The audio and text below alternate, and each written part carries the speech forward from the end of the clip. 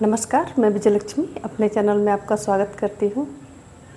आपकी उम्र 35 की हो चुकी है या आप 35 प्लस कर चुकी हैं, लेकिन आपको लगता है कि कुछ खास हो नहीं पाया या हमने जैसा सोचा था वैसा हो नहीं पाया, हमने सोचा कुछ और था, हुआ कुछ और।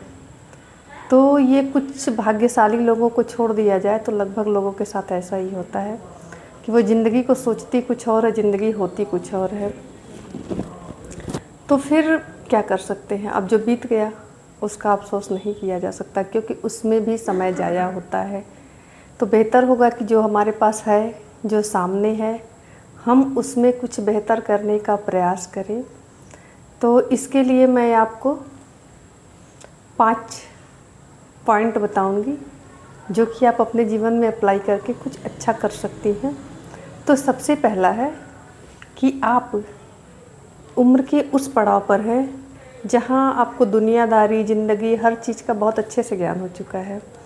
आप कौन अच्छा है कौन बुरा है परखना जान चुकी हैं, रिश्तों को समझना जान चुकी हैं। मतलब एक तरह से कहा जाए तो आप जानकार हो चुकी हैं।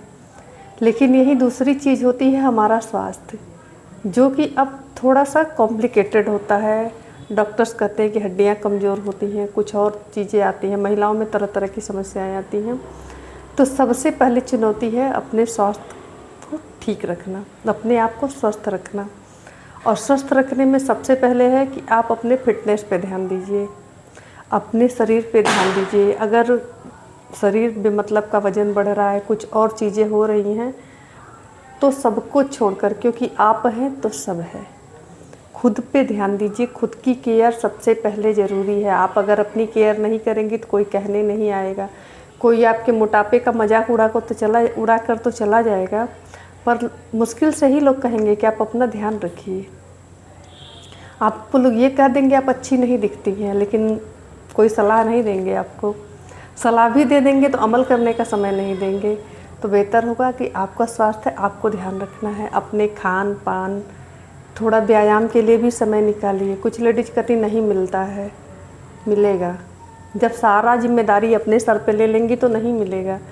घर में कुछ और लोग हैं ना, तो कुछ काम उनको भी दे दीजिए, क्योंकि घर सबका आपका अकेले का नहीं है।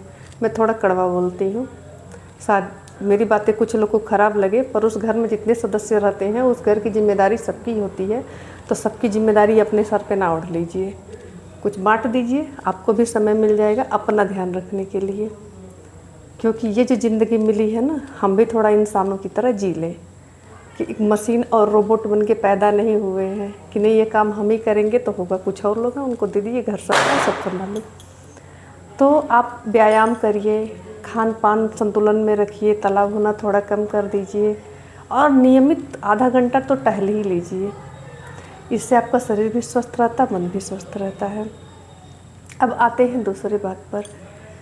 आप में कुछ पढ़ाई बहुत पहले ही छोड़ दिए होंगे, कुछ का कुछ होगा। तो पढ़ना सिर्फ कंपटीशन की तैयारी नहीं, आप कुछ भी पढ़ सकती हैं। पढ़ने से क्या होता है ना कि हमको बहुत सी बातों की जानकारी होती है जो हमको बताई ही नहीं गई, जो हमसे छुपाई गई। आप जब अलग अलग टाइप की किताबों को पढ़ेंगी, ज़्यादातर किताबें ऐसी हैं जो हमारा ज्ञानवर्धन करें, तब आपको पता चलेगा कि आप दुनिया की कितनी चीज़ों से भी दूर हैं। किन किन बातों का आपको पता ही नहीं चला कि अच्छा कौन है, बुरा कौन है, सही क्या है, गलत क्या है। बहुत सी चीज़ें हमें किताबें बताती हैं। तो किताबों को अपना दोस्त बनाइए। आपको खाली समय में आधा घंटा 1 घंटा मिलता है तो पढ़िए। जब पढ़ने की रुचि जाग जाएगी ना, तो आपको अच्छा लगने लगेगा, और आपका जब ज्ञान का लेवल बढ़ेगा, एक अलग टाइप का कॉन्फिडेंस आता है, आपकी चाल ढाल बदल जाती, बात करने का तरीका बदल जाता है। तो ज्ञान को भी बढ़ाइए। अब आते हैं तीसरे पॉइंट पर कि आर्थिक रूप से आत्मनिर्भर नहीं हैं, तो अभी भी समय है। आप अपने को एक टारगेट दीजिए कि अगले 10 साल में मेरी ज़िंदगी कहाँ होगी। अब जो बीत गया सो बीत गया, छोड़ दीजिए उसको। तो 10 साल के लिए कुछ तो सोचिए, अभी भी शुरू कर सकते हैं। कुछ शुरू करिए, कुछ करिए, नहीं ज़्यादा, थोड़ा ही। थोड़ा तो आत्मनिर्भर होंगी ना, कुछ अपने लिए कर पाएंगी ना। क्योंकि टोटल किसी पर डिपेंड रहेंगे तो फिर वो अगर किसी दिन लाठी के से नीचे, मतलब अगर एक होता ना कि सहारा, किसी लाठी का सहारा, और लाठी वो खींच लिया तो औंधे मुँह गिर गया। बहुतों के साथ ऐसा हो जाता है, बहुत। लेकिन फिर भी अपने अंदर एक बल रखना चाहिए कि जीवन की किसी भी परिस्थिति से हम निपट सकते हैं, या फिर अगर हम अर्निंग करेंगे तो हमारी लाइफ स्टाइल बेहतर होगी, हम थोड़ा और बेहतर कर पाएंगे अपने बच्चों के लिए, पति की भी मदद कर देंगे। इसमें तो कोई बुराई है नहीं भाई, वो भी कमा रहे हैं, मैं भी कमाऊंगी, थोड़ा परिवार और अच्छा चलेगा, थोड़ा कॉन्फिडेंस लेवल भी बढ़ा रहेगा, कुछ छूटे छिटके जो शौक़ होंगे वो भी पूरे हो जाएंगे।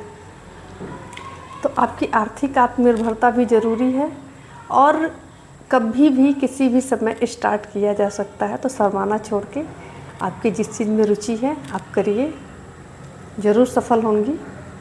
और इस समय तो और अच्छा रहता है कि बच्चे पल चुके होते हैं, अब धीरे धीरे वो बड़े हो रहे हैं, हम लोगों ने एक ज़िंदगी जी ली है, अब दूसरी पारी की तरफ है। तो अब अपनी दूसरी पारी अपने तरीके से जीना है, क्योंकि ये ज़िंदगी तो हमने दूसरों के तरीके से जी है। तो मेरी बात से सहमत हो तो कमेंट में ज़रूर यस लिखिएगा। अब आते हैं चौथे पॉइंट पर। इसमें क्या होता है कि हम सबको देखते देखते घर परिवार दुनियादारी कुछ लोगों को छोड़ चुके हैं, कुछ हमारी दोस्त हैं सहेलियां हैं जो इन चीज़ों में मतलब हम उनको भूल चुके हैं, छोड़ चुके हैं।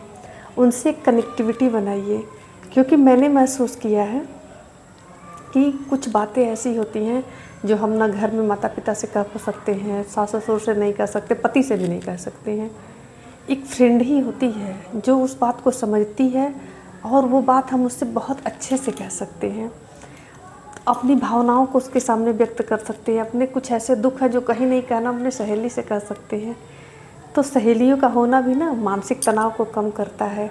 और जो पुरानी सहेलियाँ उनको फिर से जोड़िए, उनसे बातें करिए पुराने दिनों की, नए दिनों की, बहुत अच्छा फील करेंगे। रिश्तों में फिर से कनेक्टिविटी लाइए। कहीं ईगो है, कुछ गिले शिकवे हैं, दूर कर लीजिए, कोई बात नहीं। अगर वो नहीं पहल कर रही है, आप ही करके एक बार बात कर लीजिए, रिश्ते सुधार लीजिए, सब कुछ सामान्य हो जाएगा। कोई सुख दुख है अपना बांट लेंगे, जीवन भी अच्छा लगेगा। अब आते हैं पांचवें और आखिरी पॉइंट पर। ये जो जीवन हमें मिला है ये एक मानव के रूप में मिला है, तो जीना भी मानव के रूप में ही है।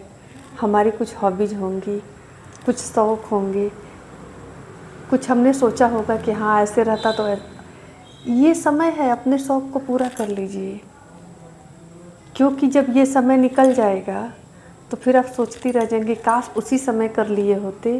तो मन को मत मारिए।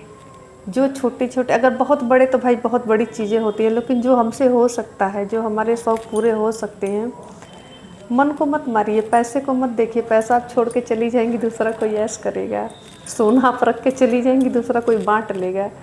तो मैं ये नहीं कह रही कि सोना मत बनवाइए, लेकिन कंजूसी उतनी ही कि जितना मन न मरे। तो छोटे छोटे शौक़ हैं, कुछ सोची हैं, कुछ पहनने का, कुछ ओढ़ने का, कुछ करने का, कर डालिए।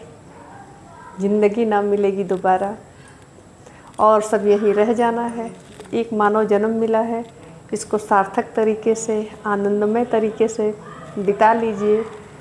रोते हुए तो आए हैं, लेकिन कोशिश करें कि हंसते हुए सुखपूर्वक इस दुनिया से चले जाएं। ज़िंदगी में लास्ट टाइम में ये अफसोस ना रहे कि ये चीज़ मैंने नहीं किया है। तो अपने शौक़ पूरा करना भी एक आत्मिक शांति देता है और मन को बड़ा सुकून देता है। तो ज़रूर करिएगा। मेरी बातों से सहमत हो तो लाइक करिएगा, कमेंट भी करिएगा, मुझे अच्छा लगेगा।